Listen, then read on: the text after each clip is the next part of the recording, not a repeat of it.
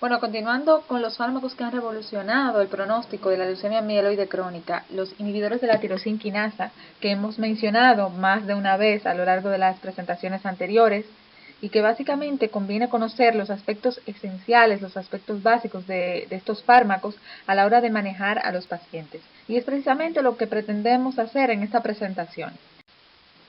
Lo primero es conocer el mecanismo de acción de los fármacos. Los llamados inhibidores de la tirosina quinasa de BCR-ABL bloquean la unión de adenosintrifosfato de ATP a la tirosina quinasa BCR-ABL, inhiben vías de señal llevando a la apoptosis en patologías con reordenamiento BCR-ABL sin afectar a la célula normal.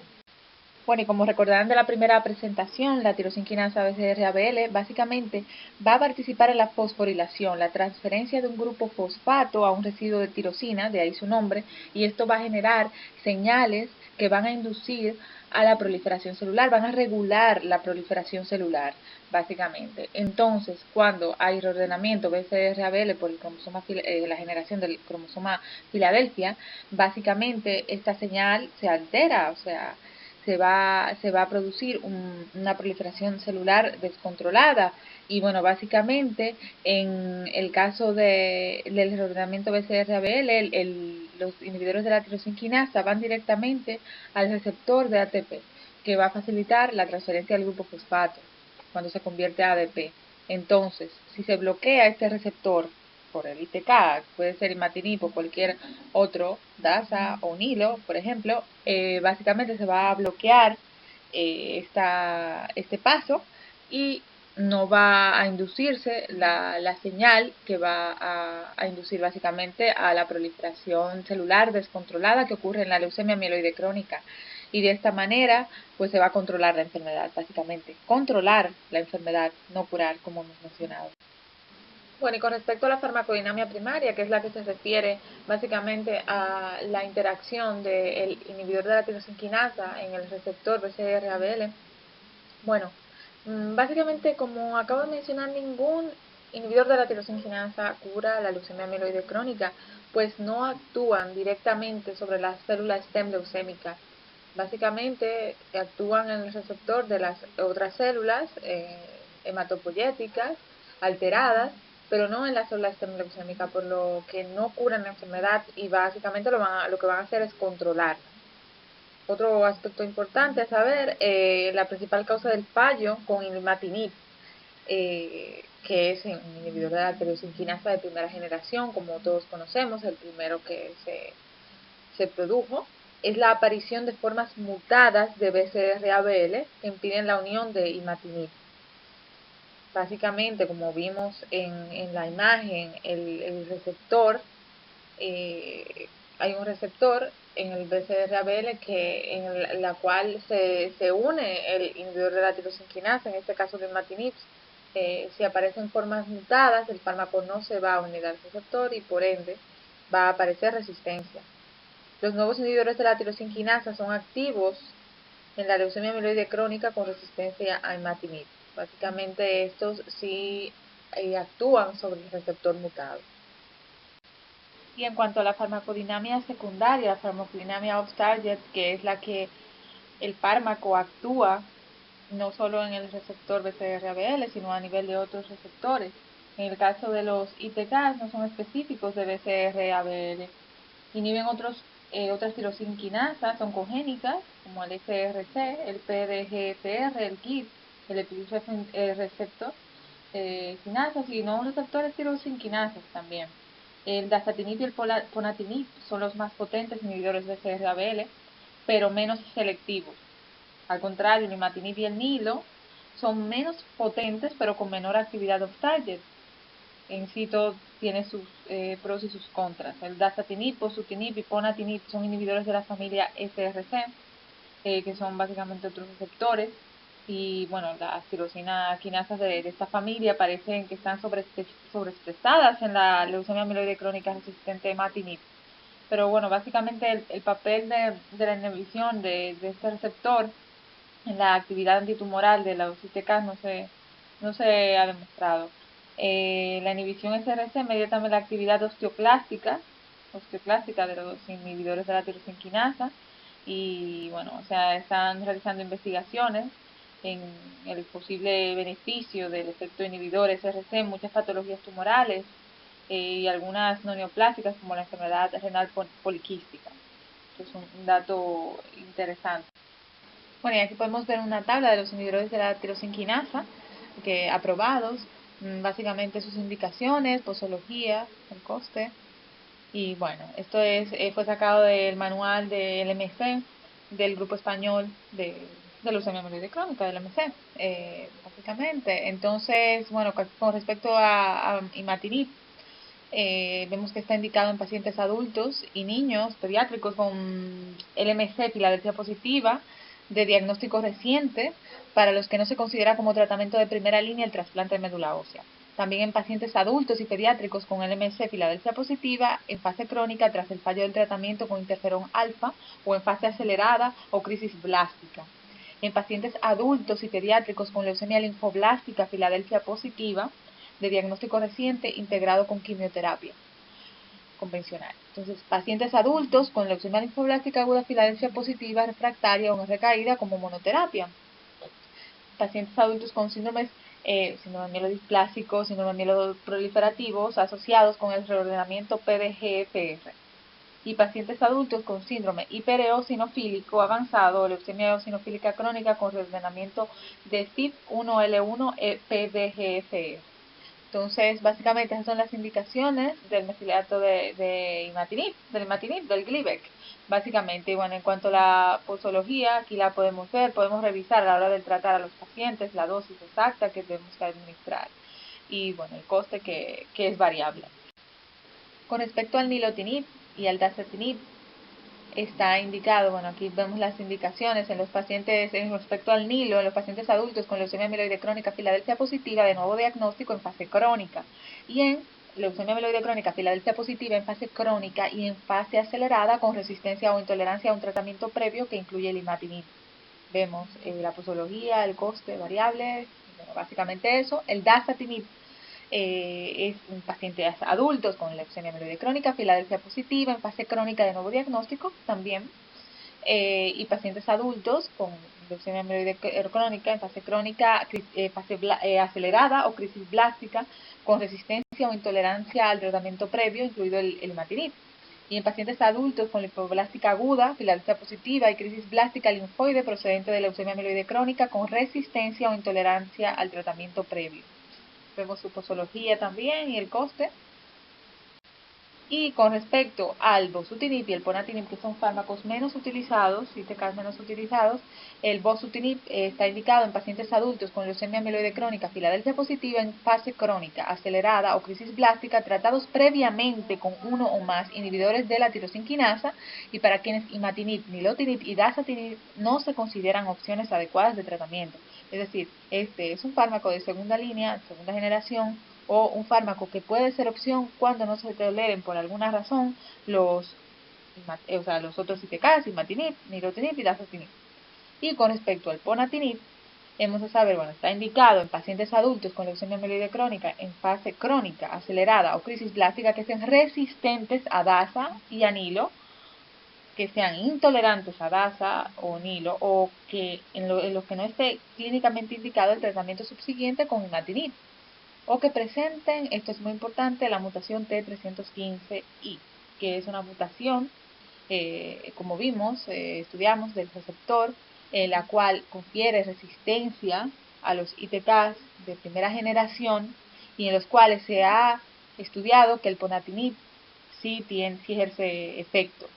Y bueno, básicamente eso. Y como segunda indicación, pacientes adultos con leucemia linfoblástica aguda, Filadelfia positiva, que sean resistentes al dasatinib y que sean intolerantes al DASA, de igual manera, y en los que no esté clínicamente indicado el tratamiento subsiguiente con imatinib, o que presenten también la mutación T315I.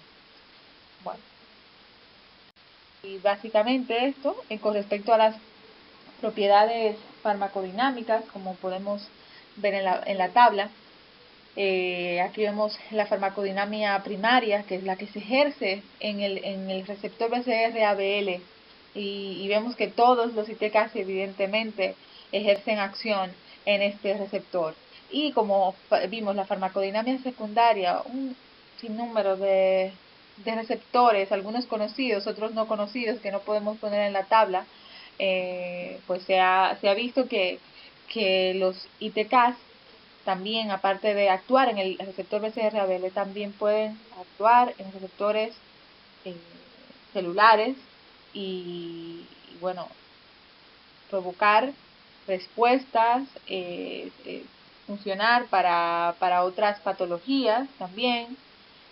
Y bueno, básicamente conviene conocer que hay algunos ITKs que son más potentes, y estos suelen ser menos selectivos, y algunos que son menos potentes, pero suelen ser más selectivos.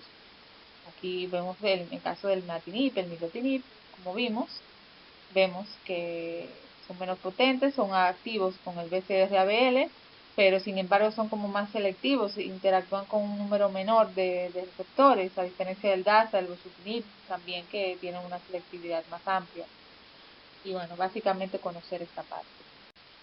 Bueno, y con respecto a la farmacocinética, los ITKs tienen la ventaja de que se administran de forma oral, y esto es una gran ventaja para los pacientes, pero a su vez supone que haya una mayor variabilidad farmacocinética, y factores como la edad, la dieta, alcohol, comorbilidades, otras medicaciones que el paciente esté tomando, la adherencia que tenga al fármaco, los polimorfismos genéticos, pueden afectar la absorción, el metabolismo y los mecanismos de entrada y salida del fármaco, y esto va a determinar una amplia variabilidad en la farmacocinética de cada paciente. Y bueno, básicamente hemos de conocerlo, de revisarlo a la hora de cuando vayamos a indicar un inhibidor de la tirosinquinasa específico para un paciente, porque hay algunos que son más convenientes administrarlo por sus características farmacocinéticas que otros, y básicamente ajustarlo a la indicación y al paciente en particular. Bueno, y al hablar de las interacciones de los ITKs, hemos de saber que los ITKs tienen interacciones con muchos fármacos. Muchos de estos fármacos son conocidos porque se utilizan muy frecuentemente y podríamos recordarlos, pero hay otros que no son tan utilizados y se nos podrían escapar. Es decir, conviene, cuando tengamos un paciente de nuevo diagnóstico al cual pensemos administrarle un ITK, revisarnos la lista de interacciones del ITK en particular y advertirle al paciente que si va a recibir una nueva medicación mientras esté tomando el tratamiento con el ITK, por simple que sea la medicación, aunque sea un analgésico o lo que sea, ha de comunicarlo a su médico, a nosotros, básicamente. Nos lo debe de comunicar para nosotros asegurarnos de que ese fármaco no haga interacción con el ITK y no vaya a haber variación en cuanto a la absorción, en cuanto al metabolismo, básicamente, porque eh, en mayor medida estas interacciones se deben a que los fármacos son metabolizados por la misma vía. Los ITKs se metabolizan fundamentalmente a través de una vía que se llama CYP3A4, y bueno, estando su farmacocinética sometida a modificaciones por polimorfismos de esta vía y a interacciones farmacológicas, como mencioné. Y básicamente el 50-60% de los fármacos, hierbas medicinales también, se metabolizan por esta vía. Entonces, 50% o 60% de los fármacos es un gran número de fármacos que se metabolizan por esta vía. Y hay interacciones también por otras vías, como la glucoronidación, las interacciones con los transportadores celulares y también las interacciones que afectan a la absorción debido al amplio uso de los inhibidores de la bomba de protones y de los antiácidos, que también puedan alterar la absorción de dichos fármacos. Y bueno, básicamente en los ensayos clínicos con los ITKs no se ha visto un impacto clínico relevante de la comedicación, de administrar otros fármacos, pero no debemos minimizar la importancia de las interacciones por esta vía, eh, ya que están bien demostradas en estudios de farmacocinética. Entonces, esto es lo que apoya a lo que antes he dicho, que debemos de monitorizar bien los fármacos que toma el paciente junto con los ITKs. Ensayos se han realizado especialmente con ketoconazol como prototipo de fármaco inhibidor y con rifampicina como ejemplo de inductor de esta vía, de la CYP3A4. Y a partir de eso se puede deducir la interacción con otros fármacos. interacciones mediadas por transportadores son probablemente muy relevantes, pero al no disponer de estudios clínicos, su aprobación en práctica clínica es incierta. O sea, básicamente con otros fármacos pues no se puede asegurar que porque no hay estudios. Y bueno, la interacción mediada por esta vía, la vía por donde se metaboliza los inhibidores de la tirosinquinasa, la CYP3A4, bueno, pues básicamente hay fármacos que son inhibidores de esta vía, hay otros que por el contrario son inductores de esta vía o sustratos. Entonces, bueno, en cada uno, eh, pues vamos a comentar un conjunto de fármacos que son utilizados comúnmente. En cuanto a la interacción que aumenta la toxicidad de los ITKs por los inhibidores de esta vía, como itraconazol, voriconazol, el posaconazol, como podemos ver, la claritromicina, productos con pomelo, el zumo de pomelo, por ejemplo, van a aumentar marcadamente la exposición del ITK, lo cual puede traducirse en toxicidad, básicamente. Inhibiendo esta vía, pues se va a enlentecer el metabolismo y se va a aumentar la toxicidad del fármaco. Y nada, se recomienda evitar la administración concomitante de potentes inhibidores de esta vía con un ITK, y si resulta imposible evitarlos, debemos considerar la suspensión del ITK o la reducción de la dosis. Básicamente, en cuanto a algunos ITK, como por ejemplo el nilotinib, su ficha técnica indica que el fármaco debería suspenderse, mientras que las demás fichas técnicas de los demás ITK se limitan a recomendar precaución, o sea, en el caso de utilizar potentes inhibidores de esta vía. Y bueno, basado en ensayos utilizados ensayos con ketoconazol, se podría recomendar la reducción del imatinib a 300 miligramos al día, el nilo de 200 a 300, eh, y el DASA de 20 a 40, o el bosutinib a 200 y el ponatinib de 15 a 30 miligramos. Esto lo podemos revisar en las fichas técnicas ya luego de que elijamos el ITK. Se puede proceder a la reducción de dosis a las 48 horas del inicio del fármaco inhibidor y se debe monitorizar la toxicidad a la siguiente semana, incluyendo la medida del QT. Una vez retirado el inhibidor, se reintroduce la dosis basal, pero después de un periodo de lavado de una semana. Una semana. Entonces, bueno, asimismo también hay que evitar la coadministración con inhibidores moderados de esta vía, como el fluconazol, la eritromicina, el diltiazem, el verapamil o el ciprofloxacino, que son muy utilizados. Y si fuera imposible evitarlos, o sea, se debe realizar una estrecha monitorización de la toxicidad y proceder a la reducción de la dosis en caso de toxicidad, en caso de que se manifieste. Y eso básicamente. Saber eso, que los inhibidores de esta vía del CYP3A4 lo que van es a básicamente inhibir la vía de metabolismo, de metabolización del fármaco, y básicamente por lógica van a aumentar la toxicidad del fármaco, de los ITKs. Entonces, si estos fármacos no pueden ser evitados, debemos de generalmente reducir la dosis, y si se presenta toxicidad, pues sí es necesario incluso suspenderla. Eso dependiendo del fármaco y de cada paciente. Básicamente saber eso. Con respecto a, los inductores de esta vía, la interacción de los ITK, que va básicamente cuando tenemos un fármaco que es inductor potente de esta vía, se va a reducir la eficacia de los ITK, o sea, su interacción básicamente con un inductor de la vía va a reducir la eficacia, porque se va a inducir la metabolización más rápida, y básicamente el fármaco va a actuar menos en el organismo y se va a reducir la eficacia.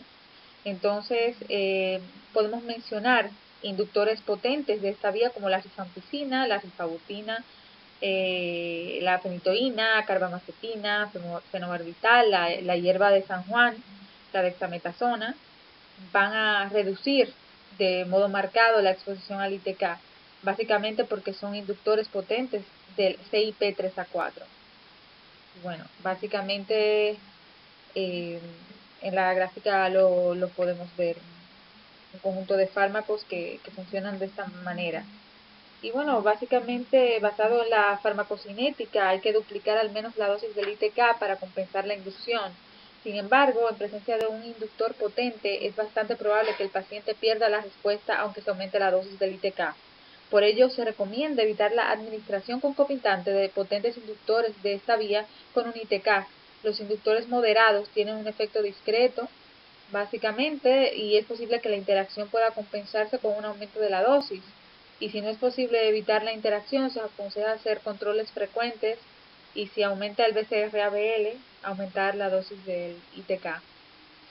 Y bueno, básicamente esto, interacciones que aumentan la exposición con otros fármacos y por ello su toxicidad.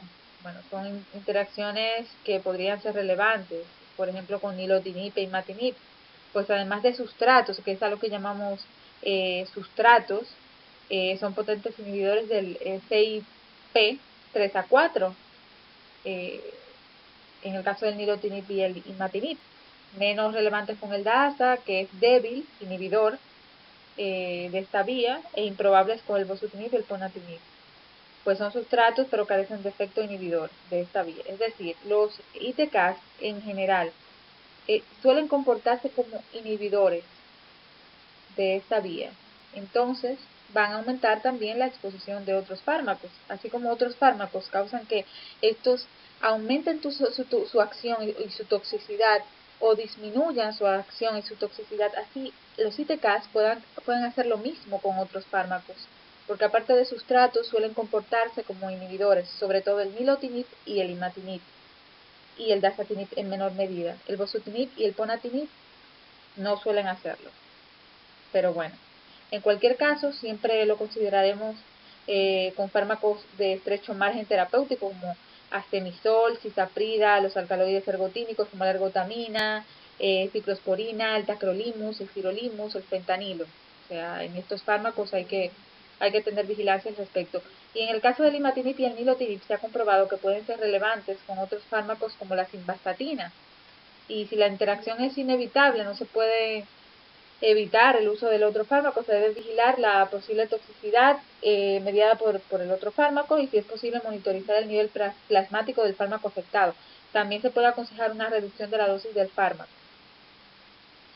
Y bueno, básicamente esto con respecto a estas interacciones a través de la vía de metabolismo.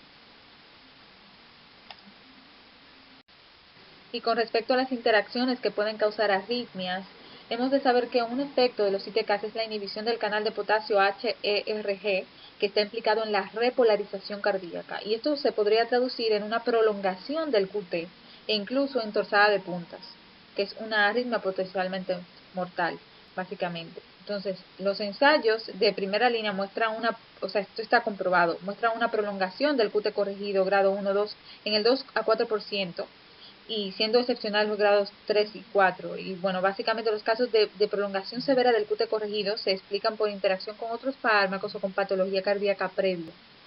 Hay que tener precaución al utilizar los ITKs junto a medicamentos con probada capacidad de causar la prolongación del intervalo QT. Estas páginas, estos links que he puesto aquí debajo, básicamente nos dan un listado de fármacos que pueden prolongar el QT y que pueden pues interactuar con los ITKs, aumentando el riesgo de mayor prolongación del intervalo QT y de torsada de puntas. Entonces, algunos fármacos de uso común que se ha probado, o sea, que están en la categoría de riesgo probado de arritmias, están la amiodarona, la cloroquina, la claritromicina, la eritro, la clorpromacina, el haloperidol, la metadona, el asfenisol, la cisaprida y la domperidona, estos que vemos aquí. Y bueno, básicamente con estos fármacos hemos de tener precaución, así como los otros que nos presentan en los listados. Otras condiciones como la hipocalemia, la hipomagnesemia o cuando se asocian fármacos que sean potentes inhibidores de la vía CYP3A4, pues se puede producir un aumento del intervalo QT también. Es mejor evitar la administración de un ITK con fármacos de probada capacidad de causar esto, de causar la prolongación de este intervalo. Si no es posible evitar la interacción, existe la opción de no dar el ITK o de controlar el QT corregido. En el caso de no suspender el ITK, se debe realizar un electrobasal, hacemos un electrocardiograma basal y otro 2 o 3 días después. Y las recomendaciones de ficha técnica indican que se debe suspender el ITK y consultar con un cardiólogo si el QT corregido es mayor o igual a 480 milisegundos, suponiendo que el valor basal sea menor de 480 o si aumenta en más de 60 sobre el valor basal. Es posible que una reducción de la dosis del ITK pueda corregir la prolongación del QT corregido, pero la medida principal será evitar la interacción, básicamente. Entonces, con esto tenemos que tener especial atención a la hora de administrar fármacos, sobre todo pacientes que sean pluripatológicos con antecedentes de cardiopatía, que son pacientes que son más comunes de lo que pensamos. Pacientes que sencillamente tengan una cardiopatía hipertensiva, un paciente de 60 y tantos años que haya tenido una hipertensión de larga data, puede que tenga una cardiopatía estructural, puede que tenga un aumento de riesgo de arritmia. Entonces, si damos el ITK con otro fármaco de este listado que pueda prolongar el intervalo QT, pues esto puede generarnos una prolongación del intervalo QT, incluso una arritmia potencialmente mortal como es la torsada de puntas que ya hemos mencionado. Básicamente, ojo con esto, mucha atención. Y como hemos mencionado, las interacciones con los ITKs con un sinnúmero de fármacos, pues es un aspecto que tenemos que tomar muy en cuenta a la hora de manejar a los pacientes con leucemia mieloide crónica. Y bueno, básicamente recordar que hay fármacos de distintos tipos, desde analgésicos hasta antimicrobianos, fármacos que actúan en aparato digestivo, cardiovasculares, antihipertensivos, endocrinos, sistema nervioso, quimioterapia, inmunosupresores, entre otros fármacos que pueden interactuar con los ITKs y que básicamente tenemos que tener en cuenta que al administrar los ITKs debemos de revisar el listado de la ficha técnica, el listado de interacciones con el ITK en particular, porque cada uno de los ITKs tiene su perfil farmacológico particular y esto debemos de revisarlo. Con respecto a los analgésicos, básicamente hay analgésicos como el tramadol, la metadona, la buprenorfina, por ejemplo, que, la inhibición del CYP3A4 que se produce en el caso del imatinib, del NIL o del DASA puede aumentar la exposición a estos fármacos. Entonces, básicamente eso hay que tener en cuenta y hay que tener precaución con la metadona por el efecto sobre el QT corregido y evitar dosis altas de paracetamol con el imatinib. Que bueno, que esto quizá el paracetamol es un fármaco ampliamente utilizado por nosotros y bueno, el imatinib es un ITK de primera generación, el más utilizado, entonces esto hay que tenerlo en cuenta porque es más frecuente de lo que pensamos, las interacciones. Con respecto a los antimicrobianos, antibióticos, por supuesto, como los macrólidos, lo que hemos mencionado, la claritromicina, la eritro, la citromicina no, pero bueno, básicamente de este grupo, la claritro y la eritro. Y las quinolonas, como la cipro, el levofloxacino, el norfloxacino, pueden aumentar la exposición del ITK por la inhibición del CYP3A4 y por inhibición también de otra vía. Además de las quinolonas, también tienen un efecto sobre el QT corregido de por sí. Entonces, hay que tener mucho cuidado con esto. La exposición de cotrimoxazol también podría aumentar con imatinib y nilo, porque actúa por otra vía de metabolismo hepático. Y bueno, básicamente eso. Con respecto a los antimicrobianos, los antibióticos, con respecto a los antibióticos. Antituberculosis como tuberculosos como la rifampicina, que es un potente inductor del CYP3A4. De hecho, con este fármaco es que se han hecho los estudios, principalmente refiriéndonos a la inhibición de esta vía. Bueno, básicamente sabemos que reduce la exposición de los ITK porque es inductor de la vía y no se sospecha interacciones con isoniazida y etambutol, pero la rifampicina debemos de tener bastante precaución. O sea, antifúngicos también, como los azoles, el fluco, el itraconazol, el boriconazol, el posaconazol, pueden aumentar y de forma importante la exposición de los ITKs por inhibición de la vía, de la CYP3A4. Y también tienen efectos sobre el QT. Antimaláricos también pueden aumentar la exposición de la quinina, el matinib, el nilo, el DASA por inhibición del CYP3A4 y la cloroquina y la mefloquina también. Entonces, bueno, básicamente es una interacción relevante que puede afectar al gluten corrigido. Antivirales como los inhibidores del proteasoma, también el ritonavir, el saquinavir, el darunavir, son potentes inhibidores de la vía CYP3A4. Los inhibidores de la transcriptasa inversa también, y los análogos de nucleócido.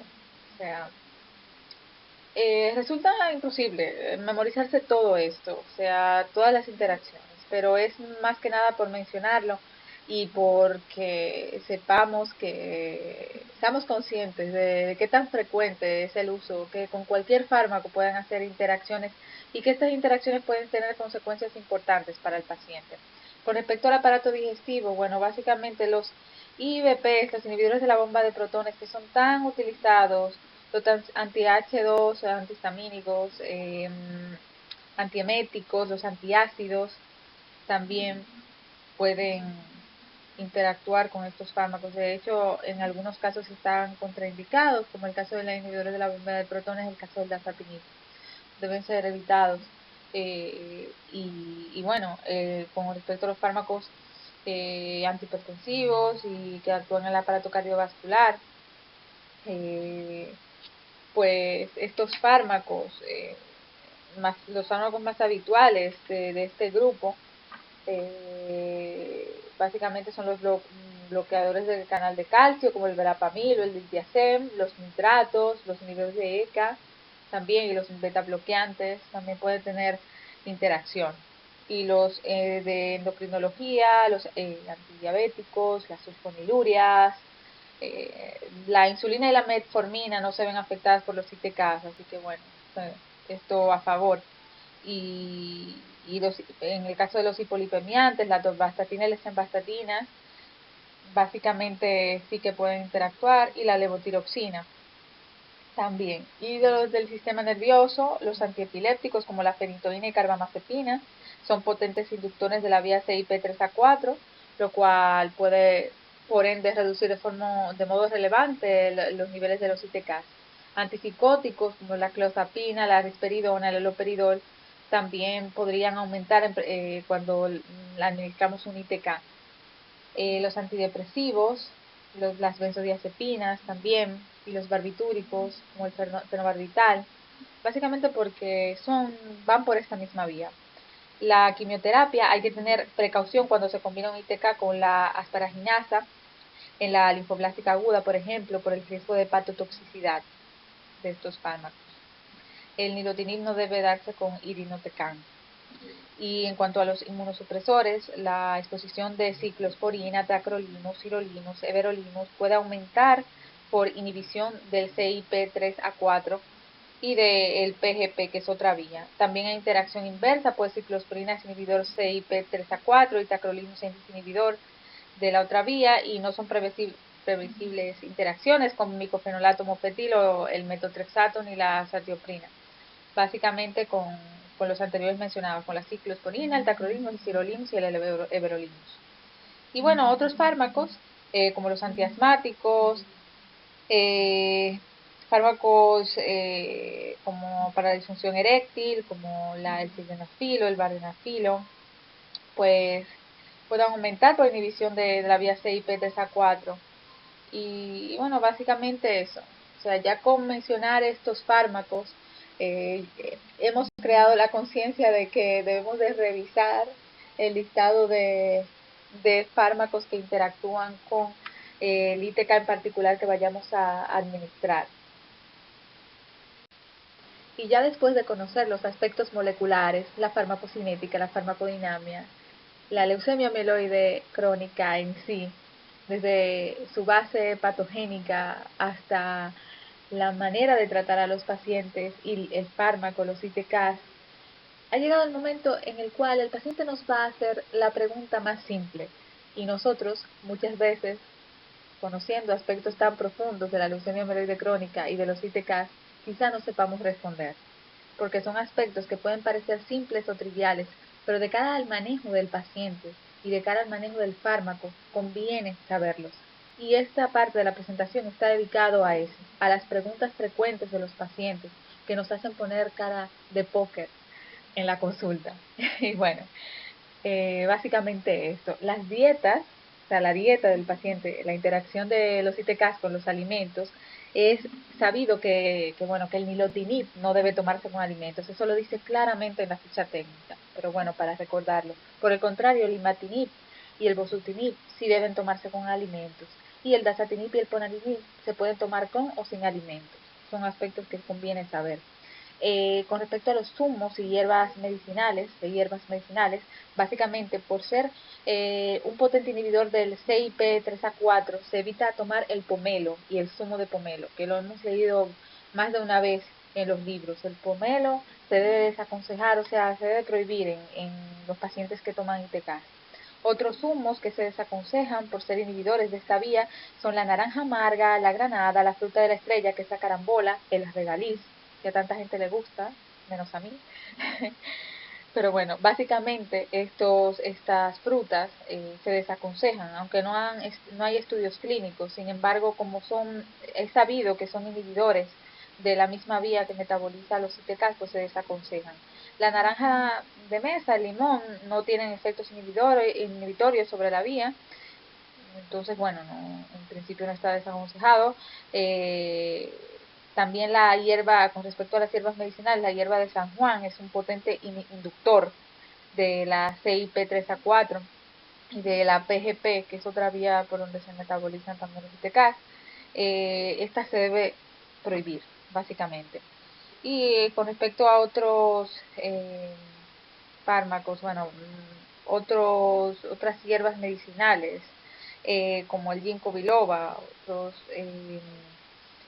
pueden causar, no se sabe claramente si causan interacciones clínicamente relevantes, pero por el hecho de que no se sabe y que no es digamos así, un elemento que sea imprescindible, un,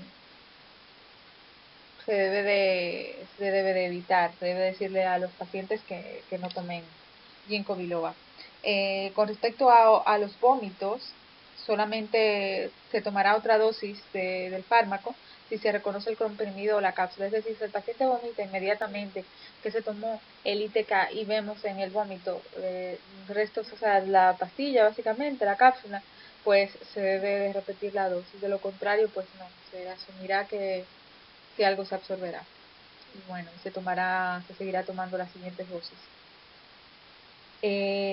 Olvidos. Eso es muy frecuente. Si olvida una toma, en la siguiente se tomará la dosis normal, no se tomará el doble de la dosis, que eso es algo que muchos pacientes pueden creer, o sea, se me olvidó, me tomo el doble y ya está. Pues no, se toma la misma dosis. En pacientes que tienen problemas de deglución, gastrectomía, por ejemplo, el imatinib y el nilotinib pueden dispersarse o disolverse, pero para los demás fármacos se recomienda contactar con el laboratorio fabricante, porque esto depende del excipiente y depende de básicamente la cápsula o la tableta en sí. Al manipular debe evitarse la inhalación y el contacto con la piel y hay que lavarse las manos al acabar. El imatinib podría administrarse vía rectal duplicando la dosis también. Con respecto a la gastrectomía, se reduce la biodisponibilidad, sobre todo en la gastrectomía total. Es deseable una monitorización de los niveles plasmáticos de los ITK y considerar dosis más alta de la estándar. Estos son pacientes especiales por esto. Entonces, con respecto a la patología intestinal que dificulte la absorción, se debe prever un nivel de fármaco bajo y la posibilidad de pérdida de la respuesta. Hay que pensar que la diarrea puede ser una toxicidad del ITK, especialmente con el bosutinib. Y bueno, Básicamente el nilotinib, el dasatinib, contienen lactosa, deben evitarse en pacientes con intolerancia a la lactosa. Esto es importante también saberlo. Con respecto a las drogas, como el alcohol de modo crónico es un inductor del CIP, por lo que podría causar una pérdida de eficacia, pero no se dispone de estudios específicos. Además, podría aumentar el riesgo de pancreatitis asociada a nilotinib y al ponatinib. Los cannabinoides se metabolizan por la vía CYP3A4 y por otra vía también la CYP2C9, pero varios estudios reflejan un bajo riesgo de interacciones clínicamente significativas. El tabaco es un potente inductor de una isoenzima CYP1A2 que desempeña un papel menor en la metabolización de la imatinib. Bueno, básicamente los ensayos que se han hecho no han encontrado interacciones significativas. Esa es una pregunta común, o sea, yo fumo, ¿puedo fumar tomando el ITK? Bueno, usted no puede, no debe fumar porque no, el tabaco causa daños a muchos niveles, pero básicamente no hay estudios que prueben que con respecto a los ITK sí causan interacción. La edad avanzada y edad pediátrica. En la edad avanzada no se precisan posologías diferentes, pero sí mayor vigilancia por mayor posibilidad de efectos adversos. Y con respecto a la edad pediátrica, la experiencia es bastante limitada y solo está aprobado el imatinib puede afectar al crecimiento en pacientes prepuberales. Y esto es importante saberlo. Con respecto al sexo, con nilotinib no hay una discreta pero significativa mayor exposición en mujeres que en hombres, pero la posología aconsejada no difiere según el sexo para ningún ITK. Con respecto al peso, la exposición del imatinib es muy dependiente del peso, pero no se establecen recomendaciones para ningún ITK en función del peso. En los niños, la posología se basa en la superficie corporal, básicamente. Entonces, con respecto a la raza, la exposición del dasatinib es más alta en pacientes de origen asiático debido quizás a las diferencias de peso. En cualquier caso, la posología aconsejada de los ITK no difiere según la raza. En insuficiencia renal, debido a la mínima eliminación renal de los ITK, no se esperan cambios de la farmacocinética en la insuficiencia renal ni en la diálisis. Se debe considerar la escasa experiencia, por lo que la insuficiencia renal severa, es decir, un aclaramiento de creatinina menor de 30 mililitros minuto, se aconseja precaución e iniciar la terapia con una reducción de dosis para aumentar progresivamente según la tolerancia y la respuesta. En el caso de la insuficiencia hepática, no debida a la toxicidad del ITK, la interpretación de la farmacocinética en este caso es difícil por las complejas patologías que suelen tener estos pacientes. Con esta limitación, la evidencia clínica indica que el imatinib, el nilo y el DASA podrían administrarse con seguridad a dosis estándar. Sin embargo, el bosutinib y ponatinib se asocian a significativa hipertransaminasemia, por lo que se aconseja iniciar con reducción de la dosis y nunca superar la dosis estándar. En todos los casos es preciso administrar con precaución, con estrecho control de toxicidad y especialmente del QT. Con respecto a la exposición al sol o rayos ultravioleta, los ITK rara vez causan fotosensibilidad. No se considera la necesidad de ninguna medida especial, salvo la prudencia al exponerse al sol la primera vez. Y el embarazo y fertilidad básicamente está contraindicado eh, y se debe asegurar de que la paciente que tome el ITK, pues eh, utilice un preservativo que asegure que no vaya a quedar embarazada, para evitar básicamente la toxicidad al feto. Y bueno, en cuanto a la lactancia, se desaconseja eh, el uso de los ITK en las pacientes. Y con respecto a la sobredosificación, se recomienda vigilar y si la toma es reciente, proceder a un lavado gástrico. En relación con nilotinib, lo más importante es conocer si la sobredosificación fue en ayunas o asociada a toma de alimentos. El efecto sobre porque eso va a depender de la toxicidad en sí. El efecto sobre la capacidad para la conducción y utilización de máquinas también es otra cosa bueno, que suelen poner de los fármacos en la ficha técnica. No afecta, básicamente. A menos de que el paciente presente un mareo o que presente una arritmia que conlleve a un mareo y bueno, cosas así. Eh, Otras cosas que quizá puedan surgir, la conservación de la medicación, la medicación debe mantenerse dentro del empaque original, o sea, no deben usarse pastilleros, porque ha de conservarse en un lugar fresco que no supere la temperatura de 30 grados. Y bueno, en cuanto a la adherencia, la falta de adherencia es habitual, como en todos los tratamientos orales crónicos, y tiene un marcado efecto negativo sobre la eficacia de los ITKs. Es necesario hacer una labor educativa sobre los pacientes, explicándoles el efecto beneficioso del cumplimiento estricto de la pauta y el riesgo de pérdida de la respuesta asociado con la mala adherencia. Y bueno, a la vez de la formación se debe hacer una monitorización regular del cumplimiento terapéutico y en dado caso de que sospechemos de incumplimiento, investigar por qué eh, el paciente no cumple con las tomas. Y bueno, básicamente eso. Debemos de tener en cuenta en este caso de la adherencia que los pacientes, muchos de los pacientes con leucemia amiloide crónica son pacientes jóvenes, que muchas veces son difíciles de tratar, o sea, difíciles de que sean conscientes de la importancia de la toma de la medicación, sobre todo porque son enfermedades crónicas, que al principio sí podemos ser conscientes de la importancia, pero si uno se encuentra bien a lo largo de varios años, pues esta adherencia puede variar, puede fallar.